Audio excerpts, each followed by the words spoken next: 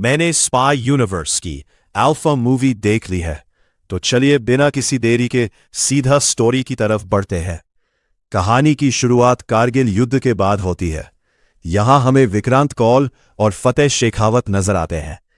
फतेह विक्रांत को अपना मेंटोर मानता है और कहता है कि हमने जंग जीत जरूर ली, लेकिन अपने कई बहादुर जवान हमेशा के लिए खो दिए। इस पर विक्रांत जवाब देता है कि युद्ध की असली कीमत वही समझता है जिसने अपने साथियों को खोया हो। इसी दौरान फतेह अपने सपने के बारे में बताता है। उसका मानना है कि भारत को ऐसे सोल्जर्स चाहिए जिन्हें हरा पाना लगभग नामुमकिन हो।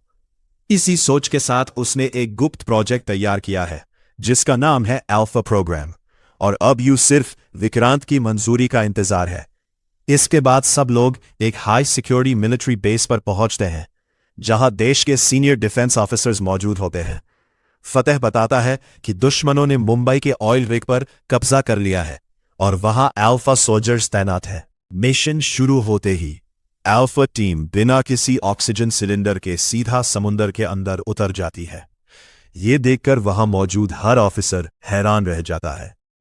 तब फतेह बताता है कि अल्फा सीरम की वजह से ये सोल्जर्स लगभग 9 मिनट तक बिना सांस लिए पानी के अंदर रह सकते हैं। सिर्फ इतना ही नहीं, उनकी स्विमिंग स्पीड, हियरिंग, रिफ्लेक्स और रिकवरी भी आम इंसान से कई गुना बेहतर हो चुकी होती है।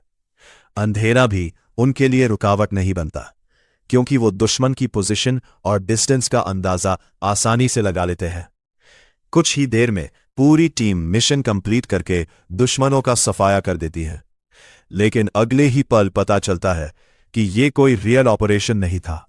दरअसल ये अल्फा प्रोग्राम की कैपेबिलिटी दिखाने के लिए एक डेमोन्स्ट्रेशन था। इस परफॉर्मेंस को देखकर सभी सीनियर ऑफिसर्स काफी प्रभावित हो जाते हैं और फतेह से इस प्रोजेक्ट की पूरी जानकारी मांगते हैं। फतेह बताता है कि अल्फा प्रोग्राम को सिर्फ खास भारतीय कमांडोज के लिए डिजाइन किया गया है। इस सीरम के बाद सोल्जर्स की स्ट्रेंथ, स्टैमिना, रिफ्लेक्स और हीलिंग पावर में जबरदस्त सुधार आ जाता है। इसके बाद डॉक्टर जॉन बताते हैं कि इस सीरम को बनाने के लिए उन्होंने कई साल रिसर्च की है, लेकिन वो साथ ही एक बड़ी वार्निंग भी देते हैं।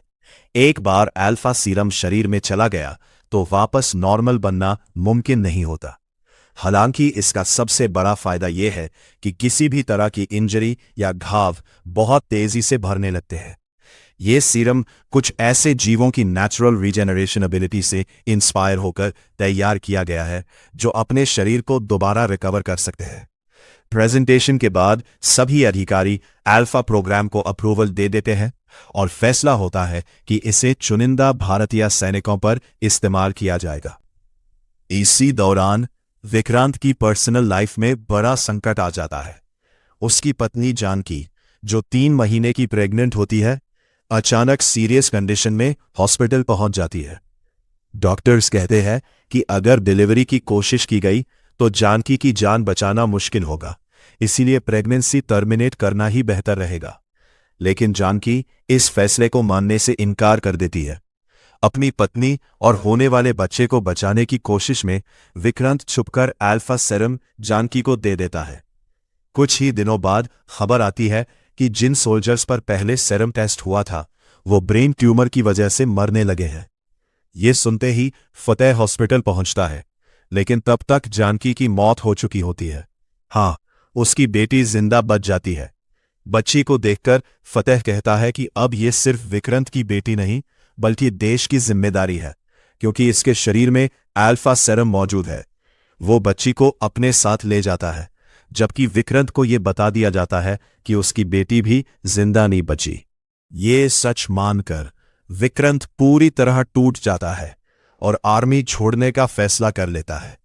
दूसरी तरफ अल्फा ट्रायल की नाकामी का जिम्मेदार फतेह को ठहरा दिया जाता है। उसकी रैंक कम कर दी जाती है और उसे पनिशमेंट के तौर पर चेरापूंजी बेस ट्रांसफर कर दिया जाता है। रवाना होने से पहले फतेह कहता है, आज लोग मेरी बात पर भरोसा नहीं कर रहे, लेकिन एक दिन सबको एहसास होगा कि अल्फा सिर्फ एक प्रोजेक्ट नहीं, देश का भविष्य था। इतना कहकर वो चेरापूंजी के लिए निकल पड़ता है, जहां से उसकी जिंदगी का एक नया और सबसे बड़ा सफर शुरू होने वाला होता है। वहां पहुंचते ही फतेह एक गुप्त कॉल करता है और कहता है, मुझे पैसा और एक सीक्रेट लैब चाहिए। वजह मत पूछो, बस मुझ पर भरोसा रखो।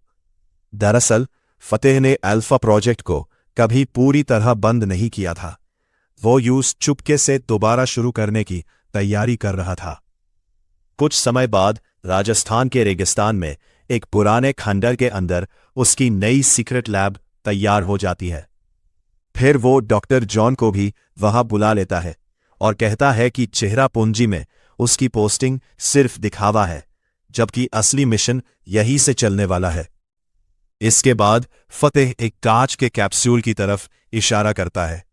उसके अंदर वही छोटी बच्ची होती है जो असल में विक्रांत की बेटी होती है। तब पता चलता है कि फतेह ने विक्रांत से शुरू से ही झूठ बोला था। फतेह ने विक्रांत को धोखा देने के लिए एक मरी हुई बच्ची की लाश दिखा दी, ताकि वो कभी अपनी असली बेटी की तलाश ना करे। इसके बाद उस बच्ची का नाम सीता रखा गया और उस पर लगातार खतरनाक एक्सपेरिमेंट्स शुरू कर दिए गए। हर 6 महीने उसके खून और पूरे शरीर की जांच होती थी। फतेह सिर्फ एक बात जानना चाहता था कि अल्फा की असली ताकत कब जागेगी। धीरे धीरे सीता बाकी सभी बच्चों से बिल्कुल अलग नजर आने लगती है। उसकी सीखने की रफ्तार, हैकिंग स्किल्स और दिमागी ताकत आम इंसान से कई गुना ज्यादा हो जाती है। लेकिन फतेह को अब भी उस पल का इंतजार था जब अल्फा पूरी तरह एक्टिवेट होगा। कुछ सालों बाद सीता को खास ट्रेनिंग दी जाती है। आंखों पर पट्टी बंधी होने के बाद भी वो सिर्फ सांसों की आहट से अपने दुश्मन का सही अंदाजा लगाकर वार कर देती है। अब यकीन हो चुका था कि अल्फा की शक्ति उसके अंदर पूरी तरह जाग चुकी है। वक्त के साथ सीता एक खतरनाक योद्धा बन जाती है जो पल भर में किसी भी हथियार का इस्तेमाल कर सकती थी। साल 2026 में कहानी रॉ हेडक्वार्टर्स पहुंचती है, जहां विक्रांत अब रॉ का चीफ बन चुका होता है। तभी उसके पास एक हैरान कर देने वाली रिपोर्ट आती है। देश के अलग अलग विभागों के 5 बड़े अधिकारी रहस्यमय तरीके से मारे जा चुके थे। जैसे ही विक्रांत जांच करता है, उसके होश उड़ जाते हैं, क्योंकि ये वही लोग थे जिन्होंने 20 साल पहले अल्फा प्रोजेक्ट को मंजूरी दी थी। उधर सीता अपनी पुरानी लैब में लौटकर वहां मौजूद हर शख्स को मौत के घाट उतार देती है। फिर कैमरा की तरफ देखकर मुस्कुराते हुए कहती है, अब लंका जलेगी बाबा। अब सिर्फ 2 लोग बचे हैं, एक आप और दूसरा विक्रांत। इसके बाद वो कंप्यूटर पर बैठकर विक्रांत की पूरी हिस्ट्री, उसकी पोस्टिंग और हर मूवमेंट की जानकारी निकालना शुरू कर देती है। कुछ ही देर में उसे पता चल जाता है कि विक्रांत अक्सर स्पेन जाता है। आखिर स्पेन में ऐसा क्या था जो उसे बार बार वहां खींच कर ले जाता था। स्पेन में हमारी मुलाकात दुर्गा से होती है, जो एक बेहतरीन एथलीट है और अपनी खुशहाल जिंदगी जी रही होती है। तभी विक्रांत उससे मिलने पहुंचता है और यही फिल्म का सबसे बड़ा ट्विस्ट सामने आता है। दुर्गा विक्रांत की दूसरी बेटी होती है। फ्लैशबैक में पता चलता है कि जानकी ने जुड़वा बेटियों को जन्म दिया था, लेकिन इस राज को सिर्फ जानकी और एक नर्स ही जानती थी। नर्स ने दूसरी बच्ची को छुपा दिया ताकि फतेह उस तक कभी ना पहुंच सके। बाद में उस बच्ची को स्पेन भेज दिया गया, जहां वो अपनी मौसी के साथ बड़ी हुई। विक्रांत दुर्गा को पूरी सच्चाई बताता है कि कैसे फतेह ने उसकी बहन सीता पर एक्सपेरिमेंट्स करके उसे एक जिंदा हथियार बना दिया। ये सुनते ही दुर्गा कहती है, मैं अपनी बहन को वापस लेकर आऊंगी, हमारा परिवार फिर से एक होगा। लेकिन विक्रांत उसे रोकता है और कहता है कि सीता अब पहले जैसी नहीं रही। वो पूरी तरह फतेह के असर में आ चुकी है। फतेह खुद भी मान चुका था कि उसने अल्फा प्रोजेक्ट शुरू किया और सीता को तैयार किया, लेकिन अब वही सीता उसके लिए भी सबसे बड़ा खतरा बन चुकी थी। इसी बीच सीता को पता चल जाता है कि विक्रांत भारत लौट रहा है और इस बार उसका अगला ठिकाना श्रीनगर होगा। वो तुरंत जानकी के पुराने घर पहुंच जाती है, क्योंकि उसे पूरा यकीन था कि विक्रांत वही जरूर आएगा। लेकिन विक्रांत पहले ही खतरे का अंदाजा लगा चुका था, इसलिए वो खुद जाने के बजाय दुर्गा को वहां भेजता है और कहता है कि वो थोड़ी देर बाद पहुंचेगा। जैसे ही दुर्गा घर के अंदर कदम रखती है, उसे किसी की हल्की सी आहट महसूस होती है। दरअसल उसके अंदर भी अल्फा सेरम मौजूद था, जिसकी वजह से उसकी इंद्रियां आम इंसान के मुकाबले कई गुना ज्यादा तेज हो चुकी थी। लेकिन इससे पहले कि वो कुछ समझ पाती, सीता अचानक उस पर हमला कर देती है। इसके बाद दोनों बहनों के बीच शुरू होती है एक जबरदस्त हाई वोल्टेज फाइट, जहां पहली बार अल्फा की असली ताकत एक दूसरे से टकराती है। दोनों की लड़ाई इतनी खतरनाक होती है कि देखकर हॉलीवुड वाली फीलिंग आती है। एक्शन इतना दमदार है कि एक पल के लिए भी नजर नहीं हटती। आखिरकार सीता दुर्गा पर भारी पड़ जाती है और उसे मारने ही वाली होती है कि तभी विक्रांत वहां पहुंचकर उस पर बंदूक तान देता है। लेकिन सीता अकेले ही दोनों को काबू में कर लेती है, उनकी बंदूक छीन लेती है और उन्हें बेहोश कर देती है। होश में आने के बाद विक्रांत और दुर्गा सीता को बताते हैं कि विक्रांत ही उसका असली पिता है। लेकिन सीता पर इन बातों का कोई असर नहीं होता।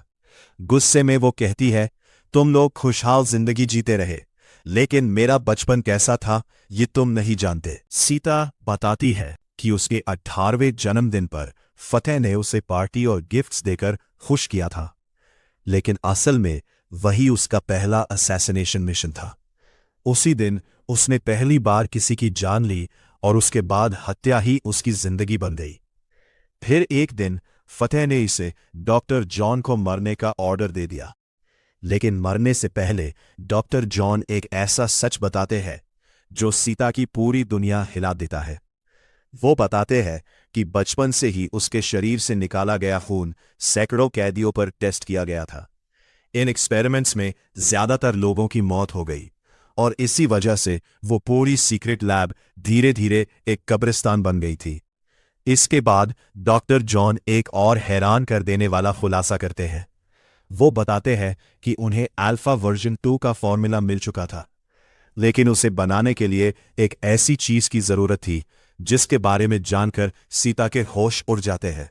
डॉक्टर जॉन बताते हैं कि अल्फा वर्जन 2 बनाने के लिए सीता के दिमाग की खास कोशिकाएं निकालनी पड़ती, लेकिन ऐसा होते ही सीता जिंदगी भर के लिए पैरालाइज्ड हो जाती।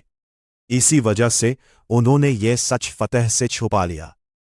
लेकिन जब फतेह को इस बात का पता चला तो उसने डॉक्टर जॉन को गद्दार घोषित कर दिया। मरने से पहले डॉक्टर जॉन एक और बड़ा खुलासा करते हैं। वो बताते हैं कि फतेह अल्फा वर्जन 2 को एक दूसरे संगठन को बेचने की तैयारी कर रहा है और इस पूरे ऑपरेशन का नाम मिशन ऑडिसी है। यहीं से कहानी एक और खतरनाक मोड़ ले लेती है। डॉक्टर जॉन की बातें याद करके सीता पूरी तरह टूट जाती है।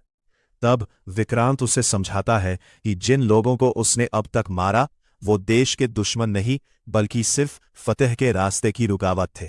इसके बाद विक्रांत का जबरदस्त एक्शन देखने को मिलता है। वो अकेले ही कई दुश्मनों का सफाया कर देता है और रॉ हेडक्वार्टर्स को मिशन ऑडिसी से जुड़ी हर जानकारी जुटाने का आदेश देता है। दूसरी तरफ सीता और दुर्गा लद्दाख के एक गुप्त मंदिर की ओर निकल पड़ती हैं। वहीं विक्रांत फतेह तक पहुंचने के लिए उसके एक आदमी को पकड़ लेता है और चालाकी से उससे उसकी लोकेशन उगलवा लेता है। फतेह के ठिकाने पर पहुंचकर विक्रांत उससे मिशन ऑडिसी का सच पूछता है, लेकिन फतेह अपने ही आदमियों के शरीर पर लगे बम उड़ा देता है। इस अफरा तफरी का फायदा उठाकर वो विक्रांत को बंदी बना लेता है। इसी दौरान उसे सीता की लोकेशन भी मिल जाती है। उधर मंदिर में एक रहस्यमय बाबा पहले से मौजूद होते हैं।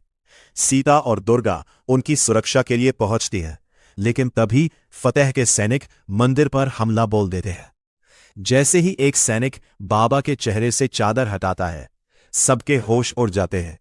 वो बाबा कोई और नहीं बल्कि कबीर होता है। अपनी पहचान सामने आते ही कबीर हथियार उठा लेता है और दुश्मनों पर टूट पड़ता है।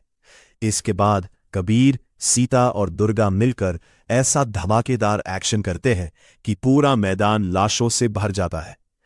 ये फिल्म का सबसे दमदार और सीटी बजाने वाला एक्शन सीक्वेंस बन जाता है। लेकिन इस भीषण लड़ाई में दुर्गा को गोली लग जाती है। कबीर तुरंत दोनों बहनों को एक सुरक्षित गांव भेज देता है, जहां एक बुजुर्ग महिला दुर्गा का इलाज शुरू करती है। इसी बीच फतेह विक्रांत के फोन से सीता को कॉल करता है और कहता है, बहुत समय हो गया तुझे देखे हुए बेटा, जल्दी आ जा। कोई अपनाया सुनते ही सीता अपनी बहन को वहीं छोड़कर अकेले फतेह के ठिकाने की ओर निकल पड़ती है। वहां पहुंचते ही उसे पता चलता है कि पूरा इलाका जालों और लैंडमाइंस से घिरा हुआ है। विक्रांत के शरीर पर भी कई बम बांध दिए गए हैं। तभी फतेह सामने आकर अपनी जिंदगी का सबसे बड़ा सच बताता है। वो खुलासा करता है कि वो कोई भारतीय सैनिक नहीं, बल्कि पाकिस्तान का आईएसआई एजेंट था। वर्षों पहले उसने भारत में घुसकर असली फतेह सिंह की पहचान छीन ली और भारतीय सेना में शामिल होकर धीरे धीरे ऊंचे पद तक पहुंच गया। उसका असली मकसद देश की सेवा नहीं, बल्कि अल्फा प्रोजेक्ट पर कब्जा करना था। डॉक्टर जॉन की रिसर्च का इस्तेमाल उसने सिर्फ अपनी ताकत और मुनाफे के लिए किया। अगर अल्फा प्रोग्राम पूरी तरह सफल हो जाता तो वो सुपर सोल्जर्स की एक पूरी फौज तैयार करके उन्हें दुश्मन देशों और खतरनाक आतंकी संगठनों को बेच देता। लेकिन जल्दबाजी में किए गए प्रयोगों की वजह से कई सैनिक मारे गए। इसके बाद वो विक्रांत की ओर देखकर कहता है कि उसकी सबसे बड़ी भूल तब हुई जब उसने अल्फा सीरम अपनी पत्नी को लगा दिया। उसकी पत्नी तो बच नहीं सकी, लेकिन सीता के शरीर ने इस सीरम को पूरी तरह स्वीकार कर लिया।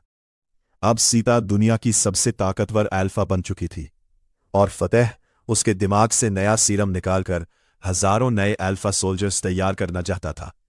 यही था उसके खतरनाक मिशन ओडिसी का असली मकसद। सीता गुस्से में फतेह से कहती है कि अगर उसने अभी अपने पैर को इस लैंडमाइन से हटाया तो उसी पल उसकी मौत हो जाएगी और फतेह का अल्फा मिशन हमेशा के लिए खत्म हो जाएगा। लेकिन फतेह हल्की सी मुस्कान के साथ जवाब देता है कि उसने इस हालात का इंतजाम भी पहले से कर रखा है। लड़ाई के दौरान अपने सैनिक के बॉडी कैमरे से उसे पता चल चुका था कि विक्रांत की 2 बेटियां हैं, सीता और दुर्गा। इसलिए अगर सीता मर भी गई तो वो दुर्गा के शरीर से नया अल्फा सीरम बनाकर अपना मिशन पूरा कर लेगा। इसके बाद फतेह अपनी सबसे बड़ी सच्चाई सबके सामने उजागर करता है। वो बताता है कि वो कोई भारतीय नहीं, बल्कि पाकिस्तान का मेजर सारा खान है, जो कई सालों से भारत में रहकर अपने देश के लिए ये गुप्त मिशन चला रहा था। ये सच सुनते ही सीता के अंदर देशभक्ति की आग और भी भड़क उठती है। अब उसके लिए ये लड़ाई सिर्फ अपनी जान बचाने की नहीं, बल्कि अपने देश की रक्षा करने की भी बन चुकी थी। फतेह दोनों को मौत के भरोसे छोड़कर चेरापूंजी बेस कैंप की ओर निकल जाता है, लेकिन सीता अपनी सूझबूझ से लैंडमाइन को निष्क्रिय कर देती है, विक्रांत की जान बचा लेती है और एक जोरदार धमाका करके दुश्मनों को यकीन दिला देती है कि दोनों मारे जा चुके हैं। उधर फतेह के सैनिक चेरापूंजी बेस कैंप पर कब्जा कर लेते हैं और सभी भारतीय जवानों को बंदी बना लेते हैं। दुर्गा भी उनके कब्जे में आ जाती है। उसे बताया जाता है कि सीता और विक्रांत अब इस दुनिया में नहीं रहे। ये खबर सुनते ही वो पूरी तरह टूट जाती है। इधर सीता और विक्रांत दुश्मनों का हेलीकॉप्टर अपने कब्जे में लेकर सीधे बेस कैंप की ओर बढ़ते हैं, लेकिन फतेह को उनके जिंदा होने की भनक लग जाती है। वो बिना देर किए उनके हेलीकॉप्टर पर हमला कर देता है और एक बार फिर दोनों आमने सामने आ जाते हैं। हेलीकॉप्टर जंगल के बीचों बीच क्रैश हो जाता है। फतेह तुरंत अपने सैनिकों को उनकी तलाश में भेज देता है, लेकिन जब वे घटनास्थल पर पहुंचते हैं तो उनके सामने सिर्फ सीता और विक्रांत खड़े होते हैं। उधर दुर्गा भी किसी तरह कैद से निकलने में कामयाब हो जाती है। वह रास्ते में आने वाले दुश्मनों का सफाया करती हुई सीधे युद्ध भूमि तक पहुंच जाती है। अब पहली बार विक्रांत और उसकी दोनों बेटियां एक साथ फतेह की पूरी सेना पर टूट पड़ते हैं। चारों तरफ गोलियों की गूंज, धमाकों का शोर और जबरदस्त जंग छिड़ जाती है। आखिरी मुकाबले में फतेह सीता को निशाना बनाकर गोली चलाता है, लेकिन उसी पल विक्रांत अपनी बेटी की ढाल बन जाता है और गोली खुद अपने सीने पर झेल लेता है। सीता घायल पिता को दुर्गा की जिम्मेदारी में छोड़ती है और अकेले ही फतेह का सामना करने निकल पड़ती है। दोनों के बीच जानलेवा हैंड टू हैंड फाइट शुरू होती है। लंबे संघर्ष के बाद सीता सही मौका देखकर फतेह के सीने में चाकू घोंप देती है। मौत के करीब पहुंचकर भी फतेह मुस्कुराते हुए कहता है कि अगर उसे गिरफ्तार भी कर लिया जाए तब भी कोई यह साबित नहीं कर पाएगा कि वह पाकिस्तान का एजेंट है। उसके खिलाफ कोई सबूत नहीं है, जबकि सारे सबूत सीता के खिलाफ मौजूद है। तभी विक्रांत कहता है कि वह एक सैनिक है, इसलिए कानून और सैन्य प्रोटोकॉल से बंधा हुआ है। वह अपने हाथों से फतेह को गोली नहीं मार सकता, लेकिन सीता पर ऐसे किसी नियम की पाबंदी नहीं है। ये कहकर विक्रांत अपनी पिस्तौल सीता के हाथ में सौंप देता है। सीता बिना एक पल की देर किए ट्रिगर दबा देती है। गोली सीधे फतेह के सीने में जाकर लगती है और उसी के साथ उसके खूनी खेल का हमेशा के लिए अंत हो जाता है। इसके बाद कहानी श्रीनगर पहुंचती है। विक्रांत दुर्गा से कहता है कि अब समय आ गया है कि वह स्पेन लौटकर अपनी अधूरी जिंदगी को एक नई शुरुआत दे। फिर वह सीता की तरफ देखकर कहता है कि बचपन में उससे उसकी पहचान और उसका बचपन छीन लिया गया था, लेकिन अब वह अपनी असली पहचान के साथ एक नई जिंदगी शुरू कर सकती है। इसके बाद एक पिता होने के साथ साथ एक सच्चे सैनिक की तरह विक्रांत अपनी दोनों बेटियों को देश के लिए रॉ एजेंट बनकर सेवा करने का मौका देता है। सीता और दुर्गा बिना किसी हिचकिचाहट के इस जिम्मेदारी को स्वीकार कर लेती हैं। इसी के साथ अल्फा की कहानी अपने खूबसूरत और दमदार अंत तक पहुंच जाती है। अगर फिल्म की बात करें तो इसकी कहानी शुरुआत से आखिर तक काफी दिलचस्प बनी रहती है। ट्विस्ट और सस्पेंस आपको अंत तक बांधे रखते हैं, जबकि इसके एक्शन सीक्वेंस हॉलीवुड लेवल का एहसास कराते हैं। हर फाइट सीन दमदार और शानदार तरीके से फिल्माया गया है और सभी कलाकारों ने अपने किरदारों के साथ पूरा न्याय किया है। हाँ, एक कमी जरूर महसूस होती है कि धुरंधर जैसी फिल्मों के बाद स्पाई एक्शन फिल्मों को देखने का दर्शकों का नजरिया थोड़ा बदल गया है। इसके बावजूद अगर आपको हाई ऑक्टेन एक्शन, शानदार फाइट सीन्स और सस्पेंस से भरपूर कहानियां पसंद है तो अल्फा एक बार जरूर देखनी चाहिए।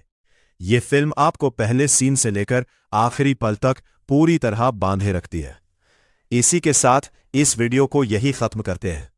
अगर आपको ऐसी ही मूवी एक्सप्लेनेशन वीडियो पसंद आती है तो वीडियो को लाइक करें, चैनल को सब्सक्राइब करें और बेल आइकन जरूर दबाएं ताकि आने वाली हर नई वीडियो सबसे पहले आप तक पहुंचे।